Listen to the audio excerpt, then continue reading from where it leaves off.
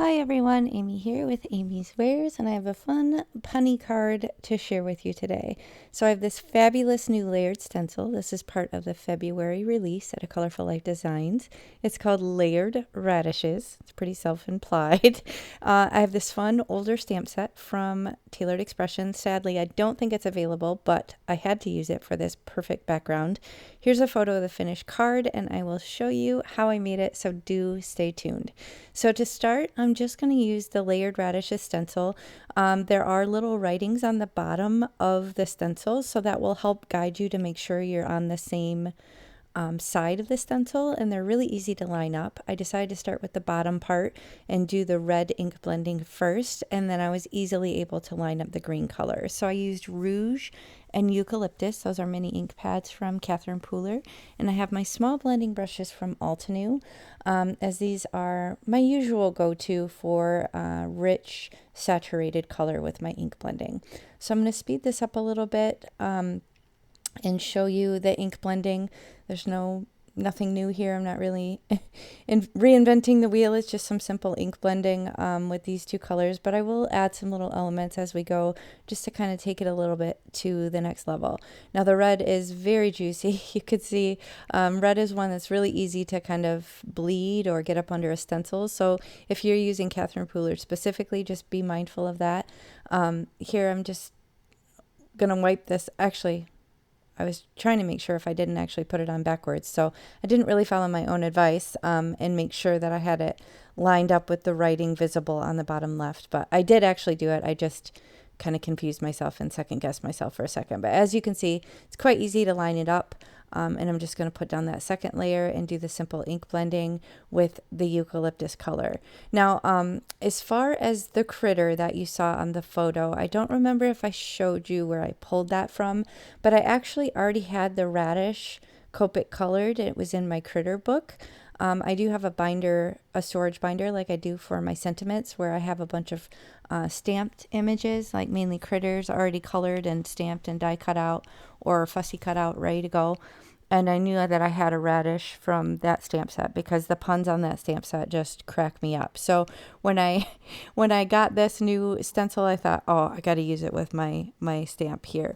Now I dug out a Hero Arts stamp set. I don't know if this is still available, but I knew I had like a little talking bubble somewhere. I had to sift through my stash a little bit, but thankfully I remembered this one and it ended up the perfect size. So I cut a couple of the smaller one out, and then I just put this on an acrylic block, tested it out, and then stamped it in that same red samba color that I, or whatever color that was, that I ink blended with. So it's a perfect match. There you can see the radish magically appears. That radish came from my critter binder. So that is just Copic colored with, I don't know, reds and greens. I don't know what colors. And then I did some little white highlights with a gel pen. So nothing super exciting or groundbreaking there. But here I decide that I want to use some vellum to help the little radish and the sentiment bubble kind of pop off the background a little bit because it is kind of busy. So I just wanted to give it a little bit of separation, and I will also use some dimension in my favor just to also help that kind of stand off the background. So here you can see I struggle a little bit. I was kind of overthinking it, getting out this scoreboard, trying to be all technical and whatnot. You don't really need to. You could have just folded it over the edges and probably been just fine. I found that I did it a little too tight here and it made it bow. That's why I did the thumbs down. So I cut another piece and gave it more room and just kind of bent it around the back. So don't overcomplicate it. Don't be like me. Just get a piece of vellum and then just with your hands, just fold it over the edge and don't make it too tight because you don't want it to bow your cardstock. So I'm going to use this tear tape. I think it's 1/4 inch, scrapbook.com, and remove the backer and then just kind of attach that onto the back of the panel. So that's a really easy way to kind of add vellum to your design, and then you don't have to worry about, you know, like glue showing or anything like that. I think you could also strategically place your critter or your bling or whatever if you did want to use a little bit of glue. I think I may have actually put a little bit of glue underneath it just so it wasn't kind of an open strap across the front. Yeah, you can see here. So I know where I'm going to put the critter, so I just put a little blob of glue just to kind of tack that down.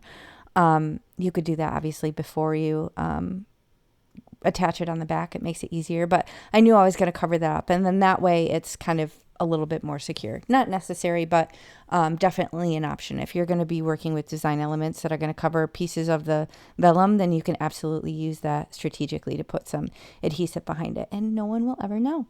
So here I have some little thin foam strips that I get from Amazon, and I'm just going to use those to pop up both the speech bubble and the radish. I'll remove the backer and place those down before I move into the next step. So you could also die cut. You could use that little die and cut out a piece of foam and then have it exactly the same size. I just used what I had on my hand. On hand, it was really easy to just put those behind it. So here I'm using my white gel pen to add some little highlights onto the radishes of the background, just to add a little design element. Not required, obviously, but I feel like it adds a lot for very little effort. So I'm just working around the design and doing that. And then I'm going to finish it with some glossy white cardling. This is also from Colourful Life Designs. You can use my coupon for that as well. So if you do any shopping at a Colourful Life Designs, be sure to use my coupon 𝗵𝗲𝗃10 at checkout. Save on your complete order. Here's my custom stamp from Jessica Lynn Originals. I'll also link that below. So check out underneath my video in the video description box if you're curious about any of the products. And thank you so much for watching. If you enjoyed, please hit the thumbs up and consider subscribing. I'd love to see you around here again. And I'll catch you next time.